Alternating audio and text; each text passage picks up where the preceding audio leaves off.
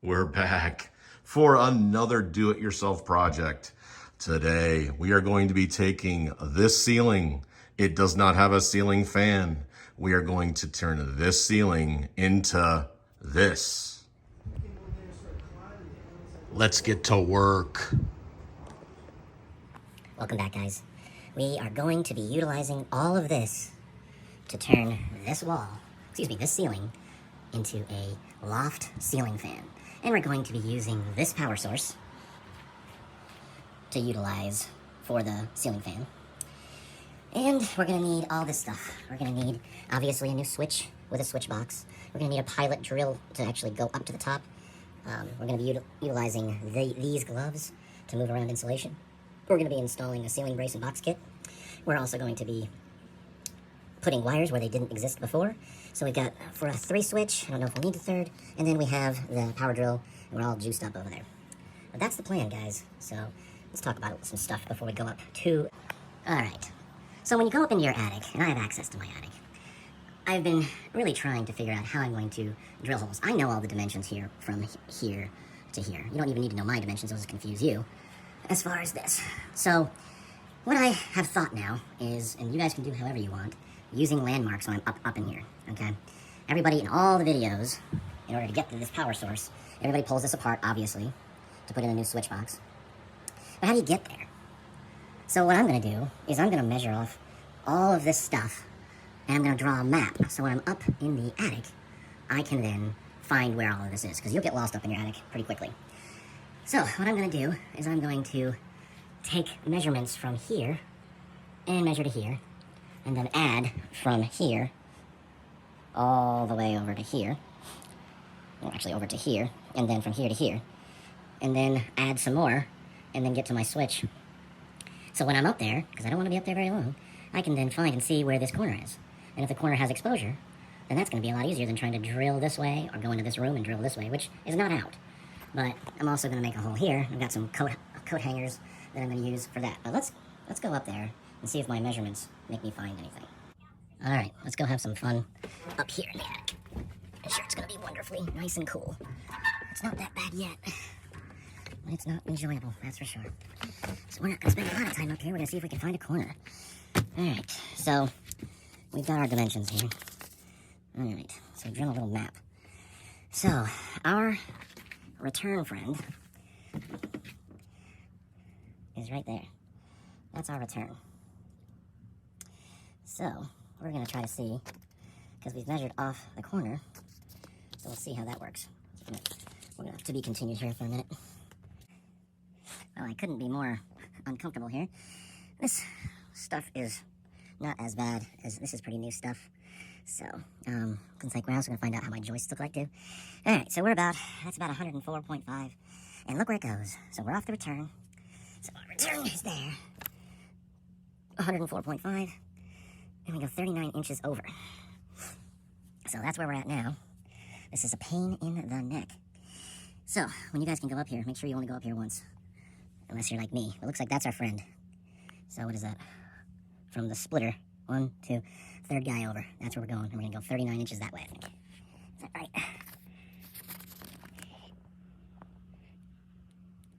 39 inches that way. And then 11 that way. Alright, I'm going to try to find my way over there. And see if I can find where that is. Alright, see you in a bit. Alright, our plan worked. So that, my friends, is the hole. They've already dug it. So that went down to the switch. So I'm going to use that hole to run my ceiling fan stuff. The ceiling fan thing's going to be easy to find. That's just right over there. But this one was going to be the hard part. Alright, so I'm going to go and see if I can make this all work.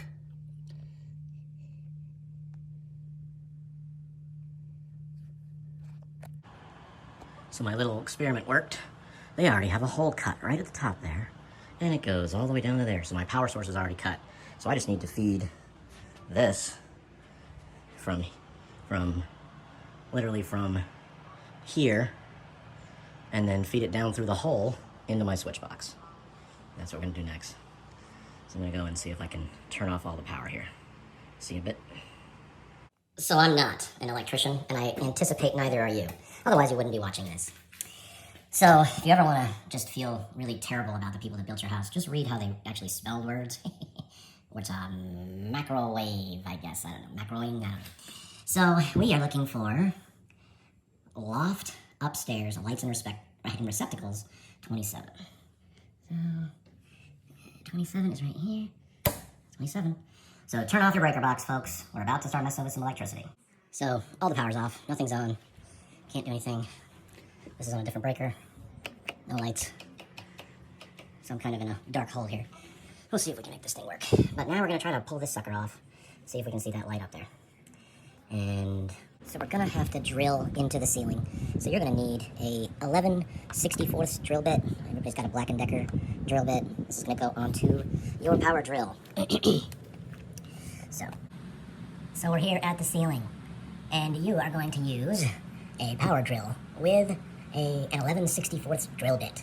So you're going to measure off everything, all the dimensions, because you're going to make a pilot drill, or a pilot drill hole through your ceiling. And then we're going to stick a coat hanger into the ceiling, and then it'll have a marker through the drywall, and then you'll go up into the attic and find the coat hanger. It should be sticking out, and it should point you in the right direction. So here we go. So always lock down your drill bit.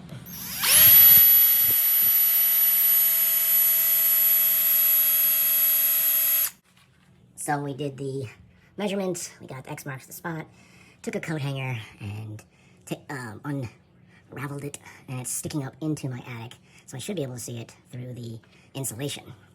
And this is where the center of the ceiling fan is going to be, and if I can get to it, then we're going to be in like foot. Let's go see how our joists run as well. I think they run like this. And I didn't hit anything either, so that's also good. So that's where my ceiling fan is supposed to go. The hell is that? Oh, you never know what you're going to find down here in your attic. Besides the fact that where my stuff is always going to be. It was almost a disaster.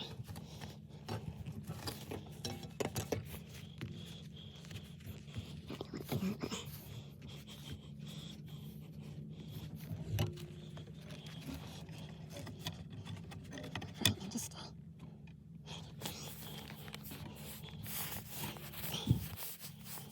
Whoa.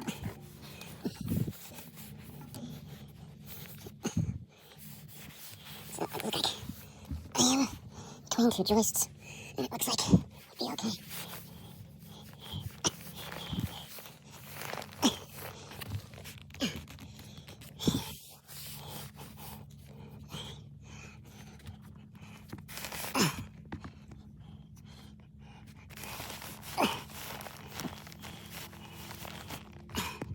That's joist number 2.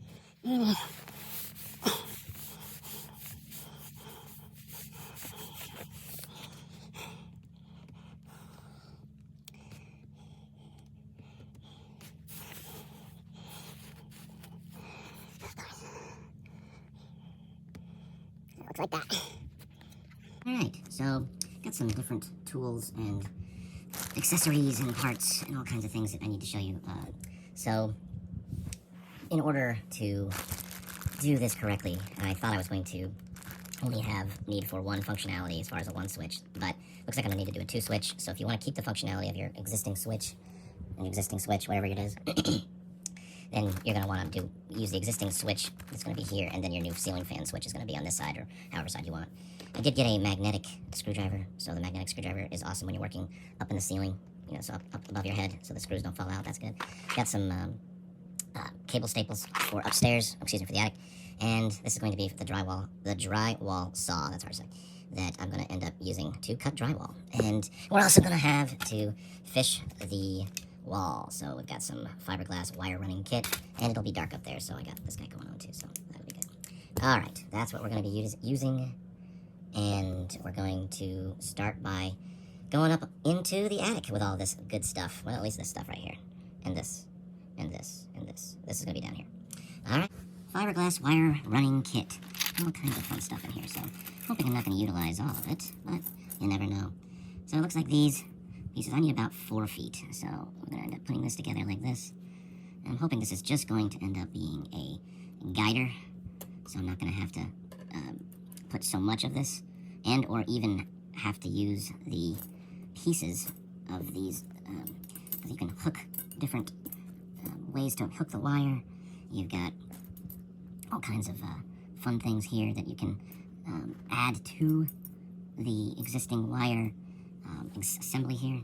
So I'm hoping that this is just going to end up being a guide for me, and I'm getting to be, I guess we'll go over a couple just to be sure, and then we'll go up on into the attic and see if we can find our, let's see, that's probably 1, 2, one more it looks like we'll do here. Make sure it's tight. Last thing you want to do is go up there and have these things, because you're going to be turning and moving and stuff like this, so you just kind of want to ensure that these are all on pretty well. They seem to be built pretty well, and all threaded just like a screw thread, so this looks pretty good. So we got little chain pieces here, so all kinds of fun. So it looks like a winner here too. Got different types. There's a glow as well too, so it looks like this can, I'd say, it's a glow in the dark. So that's pretty cool too. So you can see the tip and find all that and all this jazz. These also are all gonna go. This is also very bendy too. That's nice, so it gives you probably a little bit of an angle if you have to get around something. But the main thing I'm trying to find out is whether or not this is gonna find a fire stop. We'll talk about fire stops here in a minute, but let's go ahead and start this up. So we talked about the 2 switch. We have the power off, of course. So here's our 2 switch. So this is actually going to replace all of this in here. So what we're going to do is we're going to measure off all of this stuff so that we have the ability to cut in there and make a 2 switch.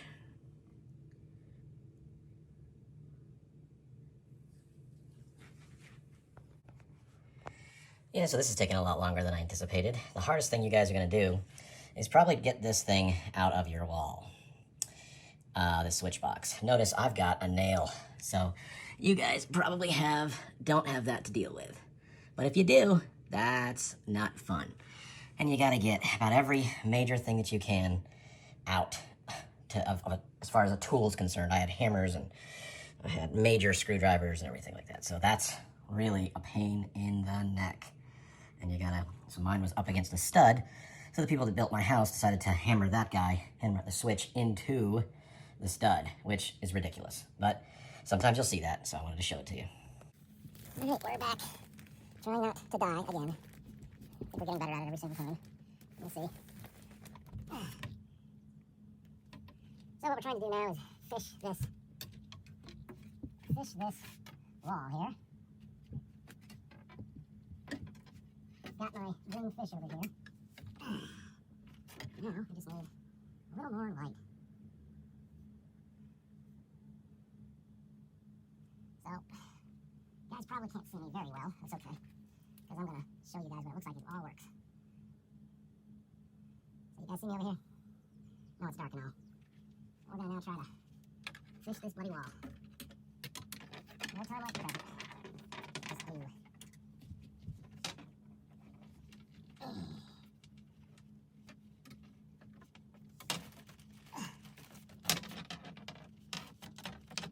Now we're about 1 thing in.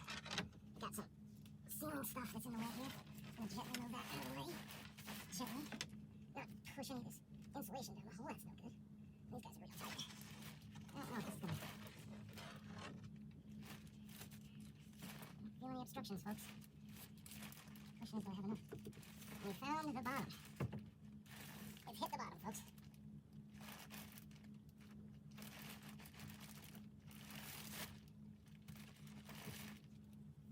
Alright, so we got our fish. Let's go down there and see if we have success here. Let's leave this here. We'll bring some more over if we need it. But this is the tough part, guys. The part that is trying to find all of our stuff here.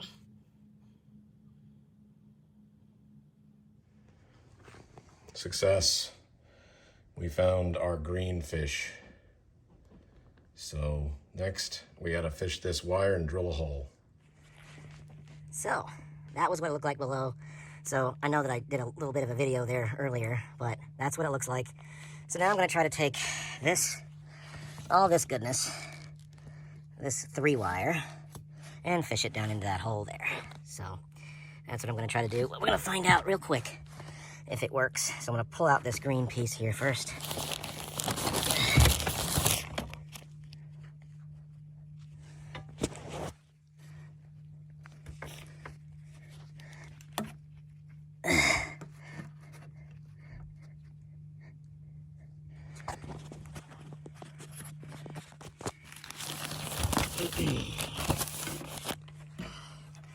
Try not to lose our fish here.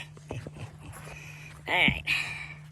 First off, we're going to see if there's any clay in these at all. And it looks like... I'll be right back, guys. Oh, thank the maker. Looks like we've got it fished down there in the right place. We've got a lot left over. It's going to go over underneath there. Remember that? So we're going to try to go down there and see this. I'll give it one more little fish here, which is probably too much. All right. So there you go. Just have to fit it in between the other existing wires, which are your 2 powers. So anyway, that's what it looks like. Lo and behold, we have a 3-wire that has now been fished properly down the wall. A little bit of drywall repair, but we're just going to use a little bit of this at the end. So you might not see a completely finished product of mine, but you're going to want to have some vinyl spackling. It's almost impossible not to have any drywall damage. I don't know how these guys did it without it, especially if they have those.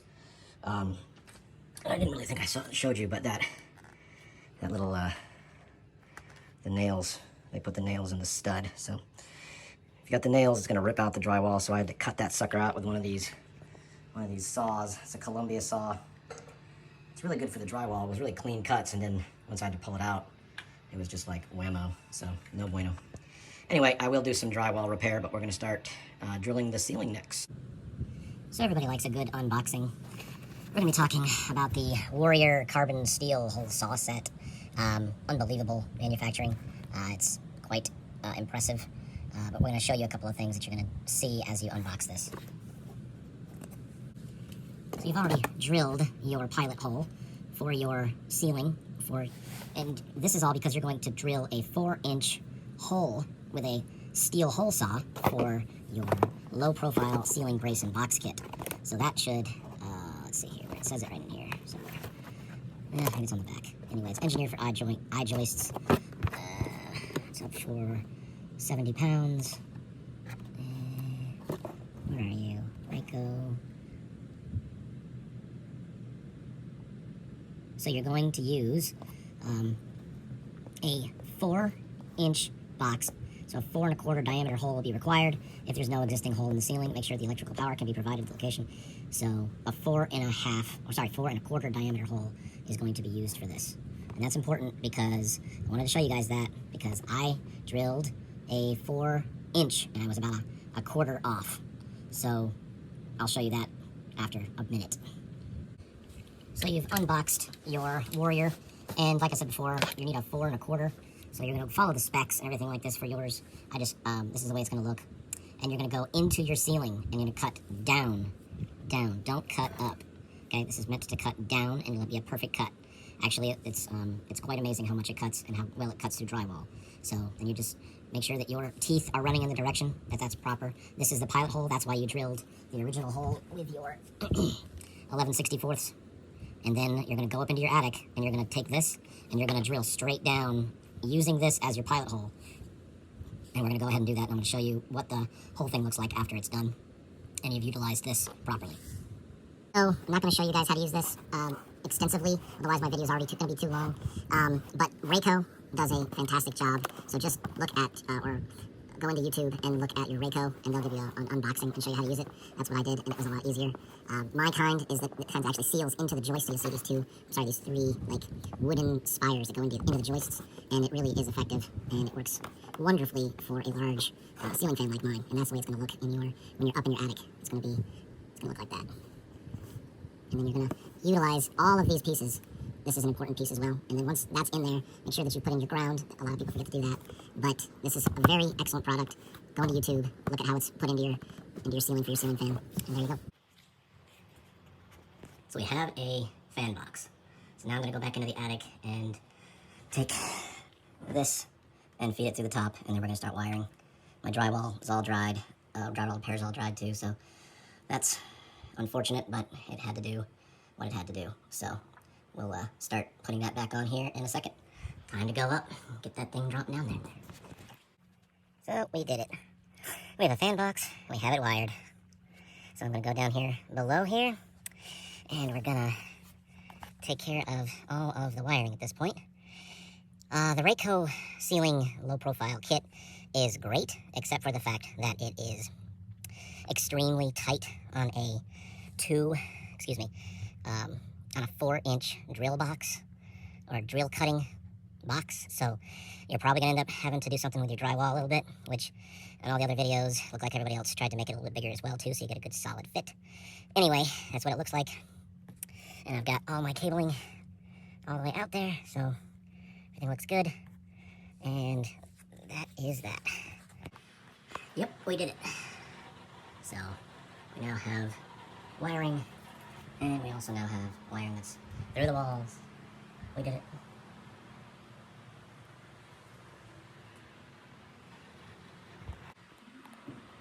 So just to check in, everybody, we're about to just score this.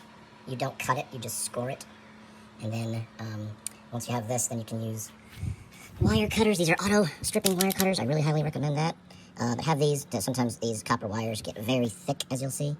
So sometimes even these things will get a little bit temperamental. So we're gonna score this next, but I'll tell you what it's gonna look like. So I have my power source, or here, okay? That's my main power source.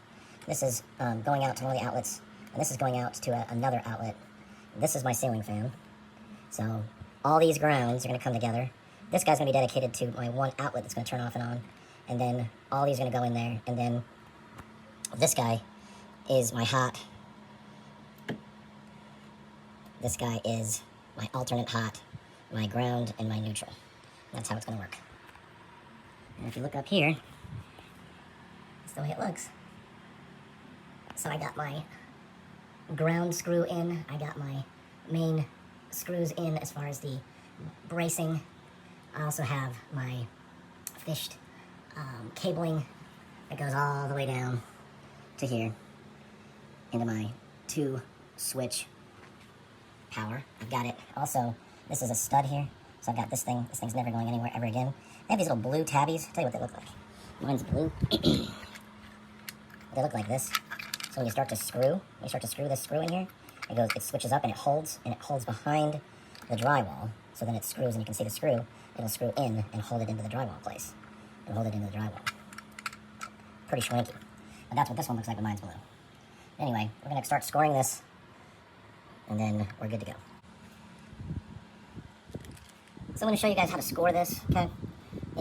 You just literally just score this. Just pierce it. You won't hear anything, you just pierce it, because it's just this small little layer. And this stuff just peels right back. Like I said, you just wanna get a little bit of that stuff out. And we didn't even cut the inner insulation. You're always gonna have this paper insulation, and your ground is always going to be covered in the insulation as well, okay? And you just done. And then you just cut this stuff. I don't do anything special. They all say that you kind of like have to hold it a certain way. I just take it off, because I'm going to use so much more anyway of it.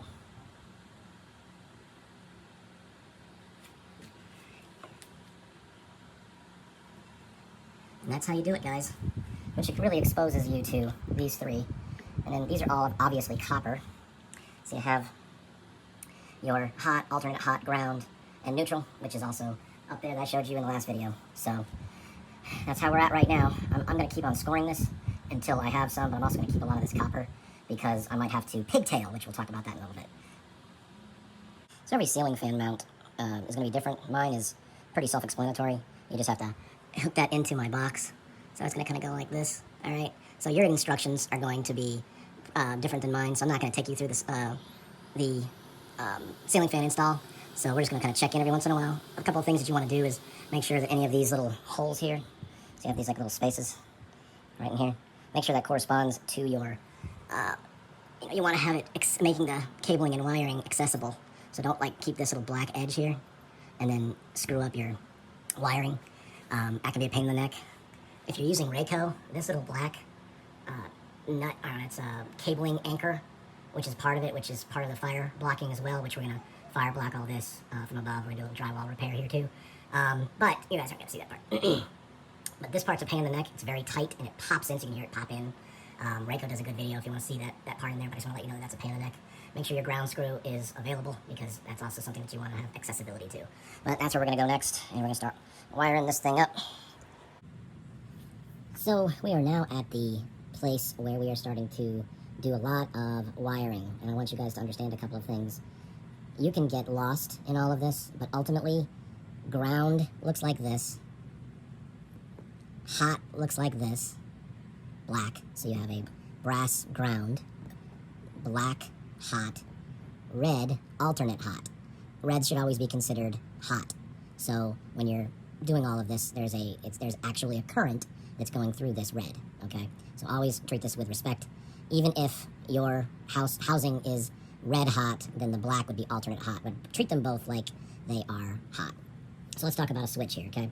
So first thing you want to look at is the switch itself, and it is, as you can see here, the writing is this way. So just for the ease of, I don't know if you've ever had anybody, do a remodel or your home, they turn these things upside down, so that would be really irritating. Anyway, the on button is on, the off button is off. It's always smart. Brass is considered the hots, okay? For mine, for some reason, my black is going down here, and I'll show you how to do a little arc hook thing here in a second. There's a little hook thing. So what you want to do is you're always wanting to hook it, and then you're going to be doing clockwise. So you're going to be going clockwise. Now, since you're going to be turning this way, all right, so you're going to be going clockwise, you're going to always want to hook it this way. So you make the little S hook, or question mark, and then you're going to hook it down into there like that, okay? That way, when you start to screw it, it will be anchored down. And it's going towards the screw. This is difficult to do. I'll keep it on the camera here. And you're going to give it a good amount. And since I did it right, very little copper showing here, and since the question mark is arcing to the correct direction, so that's a good fit, okay? Same thing with your red wires. So your red wires are going to go in here like this, and then your ground is going to go on the green side, and you're going to arc it in the same way you would like this, so that you're properly anchoring it, properly screwing it in.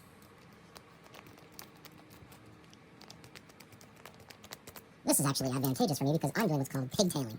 So the pigtails are going to show, pigtails are going to be a part of the, going into the hot part. So I'm going to pigtail this black copper wire and a red copper wire into my power source. So I have my hot and my alternate hot going in through the correct way, and then everything will be good. My ceiling fan is very smart. So it doesn't, the light kit is all universal and it's all off of a remote. So all I really need is power to the ceiling fan. And what I'm basically going to have is this is be off, which I'll probably never have it off, and this will be on. So whenever the universal remote is going to be the primary source of telling the fan to be high or low, or the light kit and all this stuff. Also, my ceiling fan is the first ceiling fan ever that I've ever put up that is no blue wire. So if you don't have a blue wire, then you'll be capping off the red wires, and I'll show you a capped off red wire over there on there in a minute. But I wanted to talk to you about switches, and depending on how what type of switch you're using, whether you're using a double switch, whether you have a light kit, it's all going to be different. So you're going to want to look at your owner's manual, and once the information is on there, you can read that, and then it'll tell you everything you need to know. One thing about wire, if you want to save time, you want to get some of these. These are professional grade stripping tools, wire strippers and cutters. So it's a two-way tool. So it literally, you can measure it out to the size that you want. So this is a floating bar here. You can do that. With the copper wire, you want to be a little bit more. You don't want to go as long. You really don't want to do this ever. So you just want to take probably about halfway, maybe say, let's just say right at a 1/2 inch. And then you put this, you put whatever you want to strip. You want to make sure it's in the center where the teeth are. And you're just resting on that little red guy there like that, okay? And then you just click And there you go. And then if you want a little more, then back the little block off a little bit. Not too far. And then since you've already gotten this halfway done, now the copper wire will cooperate a little more. And just, okay, it should just pop off. There you go. Now you have enough to make it into a question mark. And I wanted to show you this is a superior tool when you're doing a lot of wires. And if you're going to be doing this project, you're going to want this. And you're going to want this too, because sometimes this guy is not going to be able to handle the duty. And then you just go back to this one, but this is very time consuming. And it's got little pieces here that are little pieces or different numbers associated with the width of the wire. So you can go in there and start off a wire and kind of clip it and then use the tool. That also has worked. So it's also pretty handy for having all of this. You're going to want small little guys with screwdrivers as well. Pliers for sure for all this wiring. And then you're also going to want a box cutter for cutting insulation of the 3-wire. So that's also important. Needle nose, that's also a big guy that is important. I like my magnetized Phillips head. That's also great when you're going up there above to the ceiling fan. So I just wanted to show you guys a couple of different things that were very, very helpful in keeping time at a minimum. So we're at the stage now where we have a ceiling fan. We've got all the blades done. We are getting close to wiring. The wiring is all done up here. That's just a simple wiring that you would see, and you just follow your user manual to get that part. You guys did not need to see mine. And then it's in a smaller room, so I've got this on like a tripod, so that makes it look a little bit closer than it is. And then as far as where we are right now, we got our grounds done. We're going to pigtail the ground. I'm going to show you that in a little bit.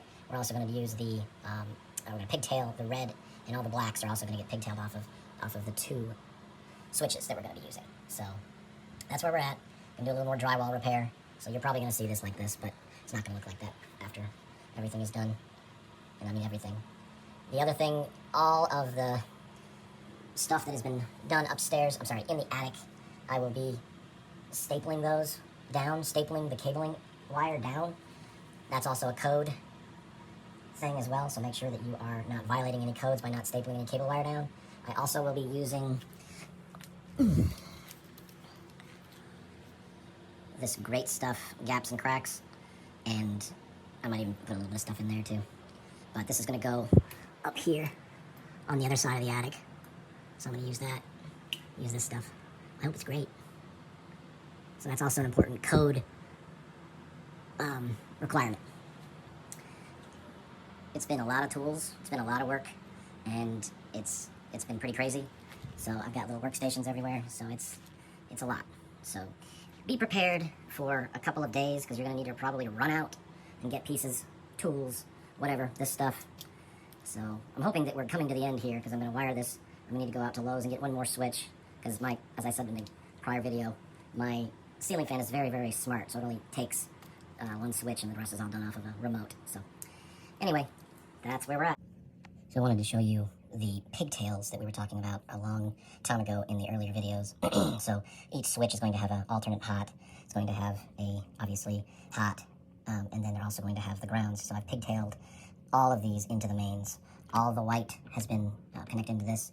The ceiling fan is running into this as well. So you're going to have a ceiling fan switch that goes into that. You also have the red. It's going into both of the switches as well. So the currents are running properly. I wanted to show you what the pigtails look like. It's kind of a pain in the neck. I got one of these larger, wire wing nuts. And then this is the capped off red for the ceiling fan that's going up there, but it's not actually being used. So that's been capped off as well. So everything is looking the way I want it to look. Now I'm just going to take my switches and connect them. But I wanted to show you what the pigtails look like as far as pigtailing off the mains. So I told you I was going to show you the pigtailing. So we're almost in the pigtailing place here, but I've got it all labeled. We are pigtailing off of red main, which one of these pigtails is going to go to here. This is the ceiling fan, which is going to be pigtailed off of the black main, which I have labeled. All the neutrals are connected, which is correct, and all the grounds are connected, and I have these 2 pigtails are going to go to each switch as far as the ground pigtails. And this is the outlet that I'm trying to preserve, because it does have a weird power over the entire room, so I'm going to keep that functionality, even though it's been a real pain in the neck. And then I have a second outlet and/or scenario that's going to be, or line that's going to be, the functionality is going to continue to be used out of this switch.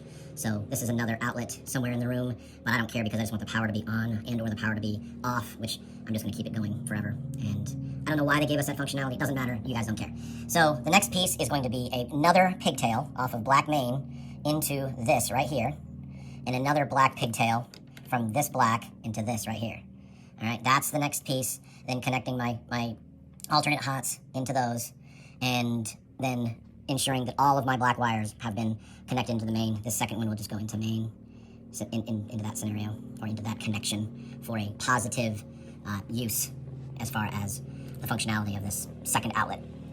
But that's complicated, guys, but what happens is you always want your ceiling fan and your switch, if you're keeping both, to be separate.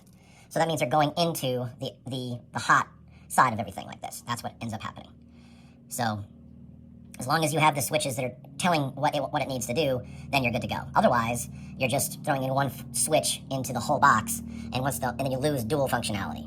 So the pigtailing would be irrelevant anyway. But anyway, that's what I wanted to show you guys as far as the pigtailing. It's a lot of wires. It's a lot of complication.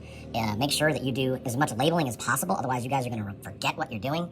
I have been in that situation before, so I take pictures of everything, and I also ensure that I am labeling as I go. And as you are going forward, there's all different kinds of these wire nuts that you want to use. Label them. You know, I probably should have used a different color for this one, but I didn't pick up the other one. I did get one of these, which is probably almost triple the size, double the size of this. Well, yeah, I guess almost double. So this is a large wing nut, wire nut, whatever. And that is going to most likely house all of my black hots, because it's just going to be so many wires all connected to it. So get to work, get to wiring, keep referring back to anything that you need to do as far as looking at others and what they've done, successes and failures, all that. So I'll do another video based on this stuff, except for it'll have different types, but I just wanted to show you where I'm at on mine and then how pigtailing looks. Okay, nice and tight, keep them all down, make sure your lines are not, your wires aren't frayed or issues like this. I'm sorry, this big guy is going to be for my ground because he's huge. Anyway, I want to let you guys know, use electrical tape. I'm going to show you guys the electrical tape when all that's done, but I want to make sure all the functionality works. And once it works, then I will be able to put everything back together, do some more drywall and paint repair, and continue forward. So we're back for the finality here. I've got everything off. As far as this is off, this is off. You can see how it's off in the off position.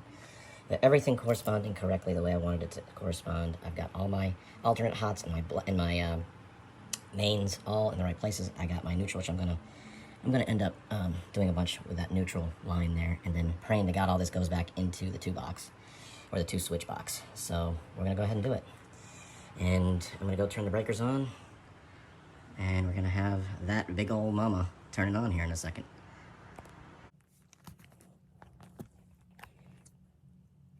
So this stuff is called Great Stuff Gaps and Cracks, okay? This is what it looks like. So I sprayed it from down below.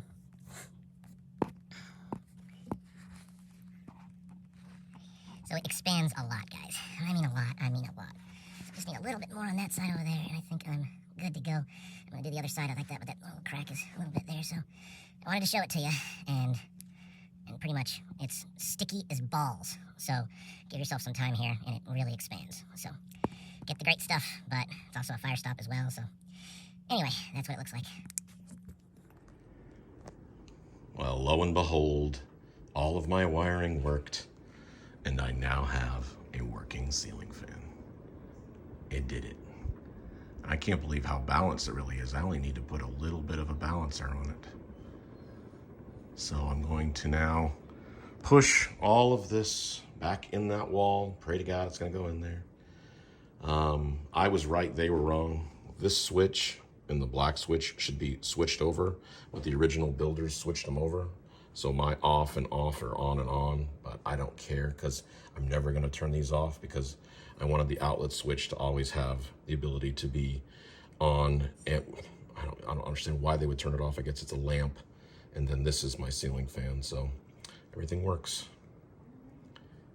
So after a little bit more drywall repair, then I'm gonna do some of the great stuff, gaps and cracks. I'm gonna put some in the above here, so that'll be done, and that'll be up to code, but it is distinguishedly cooler in here. So I'm very, very excited. Well, that's how it was, guys. Hope you enjoyed it. Like and subscribe.